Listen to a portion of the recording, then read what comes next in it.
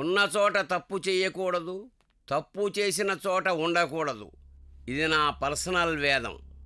అందుకని మనం కొన్నాళ్ల పాటు అన్నగారి డైమెన్షన్ పుత్రరత్నం భూషణ్కి దూరంగా ఉండడం మంచిది. వాడి సంగతి సరేనండి, అన్న సంగతి ఏమిటి?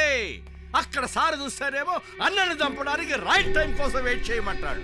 ఆయన చెప్పినట్టు వెయిట్ చేస్తూ ఉంటే ఇక్కడ మన టైం అయిపోతుంది నాయన. కరెక్ట్ గా చెప్పావు. మనమేమో ఆయన్ని చంపడానికి బదులు ఇక్కడ ఈగల్ని దోమల్ని చంపుతున్నాం.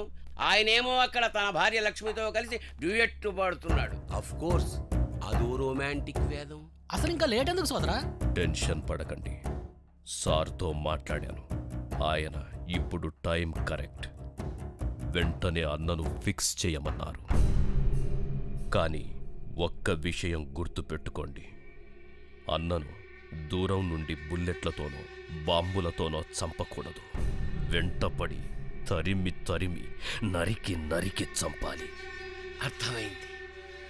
బుల్లెట్లతోటో బాంబులతోటో నీట్గా కాకుండా కత్తులతో నరికి నరికి చంపితే జనంలో మన పాపులారిటీ రేంజ్ పెరుగుతుంది. ఇదే నా పబ్లిసిటీ వేదం.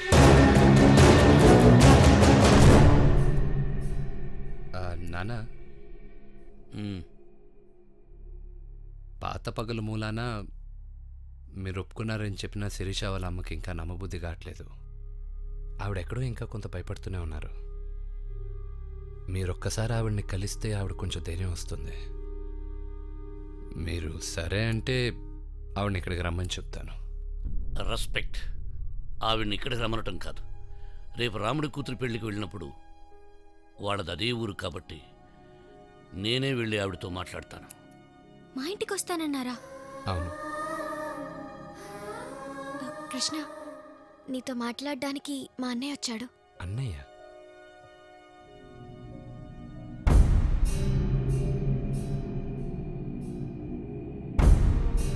నా గురించి వినే ఉంటావు.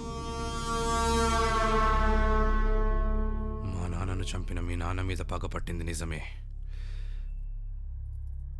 దాని గురించి మీ నాన్న శత్రువులతో చేతులు కూడా కలిపాను. 2-3 సార్లు హత్య ప్రయత్నం కూడా చేశాను. కానీ ఎందుకు మా నాన్నను చంపాల్సి వచ్చిందో ఆ తర్వాత తెలిసింది. అన్నగారికి నాన్నకు జరిగిన గొడవల్లో మా నాన్నదే తప్పని. శిరీష ద్వారా మీ ఇద్దరి ప్రేమ గురించి తెలిసింది. పగలు పంతాలు పక్కన పెట్టి మా చెల్లెల్ని మీ ఇంటి కోడలుగా చేసుకోవాలన్న మీ నాన్నగారి గొప్పతనం తెలిసి సిగ్గుపడ్డాను. ఇప్పుడు నేను వచ్చింది నీకు ఒక ముఖ్యమైన ఇన్ఫర్మేషన్ ఇవ్వడానికి. ఇప్పటికీ మీ శత్రువులతో నాకు కనెక్షన్ ఉండటం వల్ల నాకు విషయం తెలిసింది. ఏంటది? రాముడు కూతురి పెళ్లికెళ్లే దారిలో మీ నాన్నగారి మీద హత్యా ప్రయత్నం జరగబోతుంది. మై గాడ్, ఇవాళ్లే కదా పెళ్లి.